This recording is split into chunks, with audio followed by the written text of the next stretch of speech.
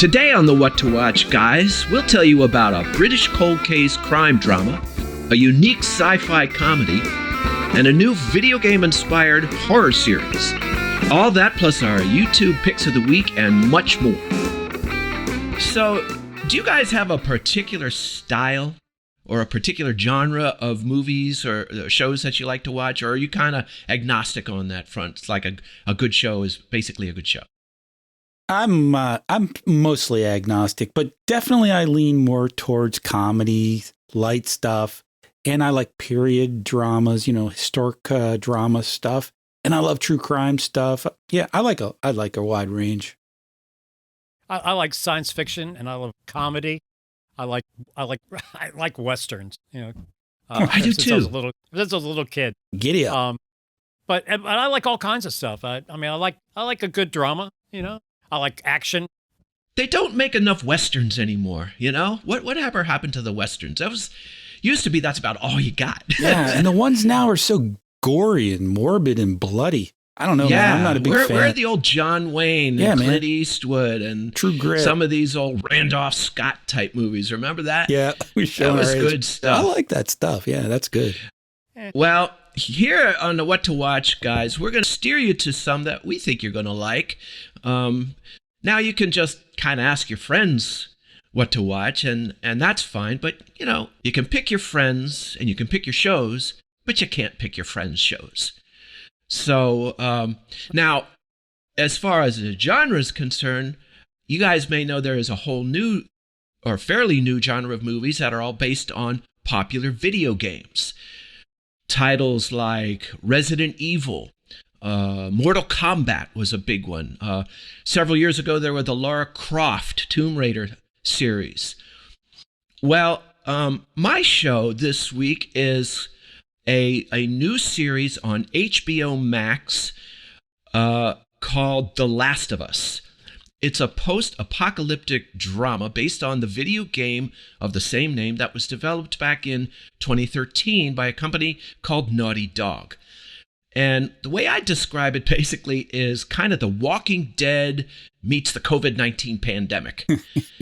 The show is set in 2023, current day, 20 years into a pandemic caused by a mass fungal infection, which turns people into violent zombies and collapses society across the whole world. So it's a lighthearted comedy then. It is not a lighthearted comedy, although I'm sure there are funny parts to it. But it is a dark, zombie apocalypse movie. Right up the your show alley, stars Pedro Pascal as Joel, the main character. He's a smuggler whose own teenage daughter was killed by an overzealous cop during the chaos of the initial outbreak that ensued 20 years earlier. So you start out, in a flashback of 20 years ago when all of this stuff was just getting started, and then it takes you to the current day. Now, you might recognize Pedro Pascal from his starring role in The Mandalorian, if you are a Star Wars fan, and I am definitely that. He also played Oberyn Martell in Game of Thrones. So you may recognize Pedro Pascal. Anyway, Joel, his character, reluctantly takes on the task of protecting a different teenage girl. This time there's a girl named Ellie, played by Bella Ramsey, and she does a wonderful job. His job is to transport Ellie across a ravaged United States, and for reasons that we find out as the series unfolds. Now, we know that Ellie is important, though, because she seems to be the only one whose body has been able to fight off this infection and not turn zombie. So she is precious cargo. She needs to get to where she's going, and Joel needs to get her there. So the show is really creepy. It's riveting, intense, in the best tradition of the zombie apocalypse genre, dating back to the Night of the Living Dead, back in the 60s. So if you enjoy that kind of thing, I think you're really going to like The Last of Us on HBO Max. Cool. So, Jay, crime dramas. Tell us about one. I just watched and am recommending a show called Karen Pirie, which is a cold case drama, crime drama. It's a BBC production. It's actually Scottish, but it's a BBC production. I watched it on Roku's BritBox, which I think is well worth the $8. Oh, BritBox is great. Oh, man, they got so much stuff on there. Anything Good from the stuff. cooking channels, shows to the mysteries to documentaries. Really good. Well worth the $8. Lauren Lyle plays the protagonist, Karen Pirie, and you might recognize her from The Outlander.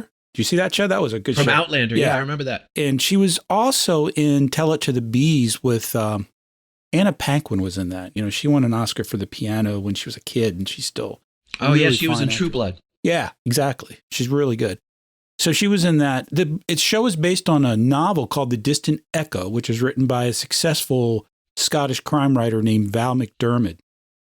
There's one season so far, came out last September, 22. Only 3 shows in the season, 90 minutes each. But it starts out with this investigative reporter, a woman who has a very successful podcast. She picks up on this cold case, is investigating it as a reporter and doing a podcast of this 25-year-old crime. Her podcast is very successful, becomes huge. And she's very critical of the police department and of their investigation. And she is turning up evidence for potential improprieties about the case, even corruption possibly. With all this rolling through, you know, the press picking it up, the police department decides, yeah, we really need to reopen this case, if nothing else, just for the PR. But we want a woman to handle the case. They go and they promote this Karen Pirie person, a very young woman who's a kind of a beat investigator at the time. Right. She kills it, of course. The show is really well done, really well written, and acted, of course, like all the BBC stuff. It jumps back and forth between the 25 years ago when the case happened, when the crime was committed, and we'll jump back and forth to current day as she's doing the investigation. There's a woman named Emma Kenny, an actress, and she plays Karen's roommate, River Waters, which I love that name. Great name. She wrote the screenplay, the adaptation from the book. Cool. Listen, it's a really well done show. If you like crime dramas, you like BBC British stuff, which I love. It got great reviews on Rotten Tomatoes, over 90%. Well received by the audiences as well as the critics. So definitely, I definitely recommend it. Check it out. Absolutely. It's a good crime show. Andrew, you're doing a science fiction comedy? What's that about? It's a show on the Sci-Fi Channel called Resident Alien. It's a story about an alien that crashes on Earth, and he hides in plain sight in a remote Colorado town. He's a reptilian kind of guy, but he takes on human form, and he assumes the identity of a doctor, the town doctor, and the sheriff comes to his house and enlists him to help in a murder investigation. Oh, wow. So and he's obviously very awkward. He's obviously, not very Still trying out how to be familiar. human. Yeah. But not with very his familiar being with an alien and all. Right. Yeah, well, Right. yeah. And looking like Anyway. a reptile, yeah. It stars Alan Tudyk, who you might recognize from The Knight's Tale, and he also played the Joker in Harley Quinn.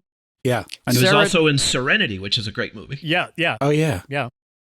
And Sarah Tonko, who plays his sort of like love interest, you might say. And Corey Reynolds, who plays the sheriff, who I think does a great job, a really great character. He's funny. And very funny. But it's Rotten Tomatoes gives it a 94%. It's called Resident Alien. They're filming their 3rd season currently, and it's funny, entertaining, and I highly recommend it. Yeah, I'm going to check that out. Sci-fi has some Definitely. cool shows, and they don't get a lot of recognition, don't. I don't think. Not a lot of play, and it's a great channel. I don't know if just Right. sci-fi is not as popular as it was when we were younger or what, but it just doesn't seem to get the promotion and the Well, the Right. competition, there's so much Yeah. competition. True. Well, actually, when the Sci-Fi Channel came out, that was like a major source for sci-fi. Now it's sci-fi's that's everywhere. true. Yeah, you can find it everywhere now. You've managed to combine your 2 favorite genres in this one. Yeah, too, yeah. Which is comedy. You don't get that very often. That's right. So now it's time for this week's What to Watch Guys YouTube picks. And we're going to start with Andrew. What do you got, Andrew? I got one. Now, you may not know this about me, but I'm a chef, professionally trained I know chef. that about you. I knew that about you. That's why I got this better. I worked in New York City for years, and anyway, I'm a major foodie. But my pick for a YouTube channel, it's one of my favorite cooking channels, and it's a great source for recipes, and it's called America's Test Kitchen. Now, when they get a recipe, they try it again and again and again until they perfect it. Oh, that's cool. Cookbooks. Yeah, there's some cookbooks out there that have recipes that have never been tried. Right. So, right. But anyway, that's a great channel, great source for information and great recipes. Awesome. Well, I've become quite a good cook myself, and I learned everything I know from Andrew McCready's right here. Yeah, so, I can vouch for your cooking too, Phil. Well, Super Bowl certainly party didn't learn it from a couple my weeks mother. ago. My mother was a pretty good cook, but anyway. Except for baked beans. Oh, burning beans over here. Yeah, Super really Bowl party burns 2 my weeks beans. ago, he kind of burned the beans, but that's okay. Well, my YouTube pick is in the science category, and I'm real into all kinds of science. Same. Biochemistry, physics, that stuff. And this series is by a German woman whose name is Sabine Hassenfelder. Oh, yeah, I've seen her. And she's got a YouTube channel called Science Without the Gobbledygook. So you know how, you hear people talking science, and you're like, what the hell are they talking about? Well, she breaks it down and delivers it along with some very well done video animations and other things that really help explain anything from, climate change to, cancer research and all kinds of things, quantum field theory and everything you ever or didn't want to know. Explain for dummies science. like us, yeah. And she does a real good job. She's great. Science without the gobbledygook. I got a science one too, actually. I'm really into anthropology and human evolution especially. And archaeology and that kind of stuff. And there's this guy, he's got a channel, his name is Stefan Milo, and he's an English guy with an archaeology and anthropology degree, but he's funny, and he's laid back, and he's a regular guy. He's a guy, half the time he's drinking a beer in a pub when he's talking, and his videos are really lo-fi. It's just like iPhone setup.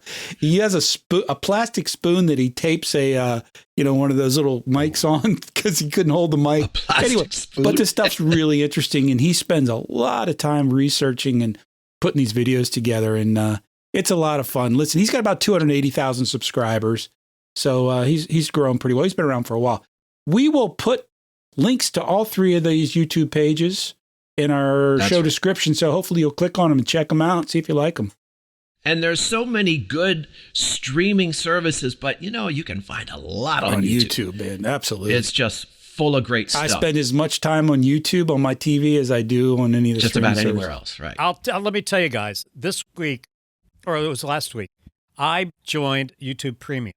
Yeah. You said that. How is not watching those commercials? God. Yeah, there's no commercials. It's night and day. It's unbelievable. I'm doing it. I'm doing it. That's it. And also, you're allowed to download content onto like your phone or a tablet. So if you're like so going you can watch it whenever you want. Yeah, on a plane or whatever, somewhere where you don't have internet.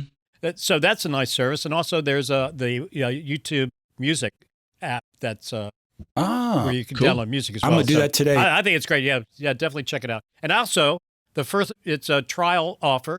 The first month is free, and then you pay after that. I think it's like $11 or something. Nice. I'm doing it. After you watch YouTube and you don't have to watch those commercials, you're man, that's worth the $11 right there. Where have you been all my life? Right.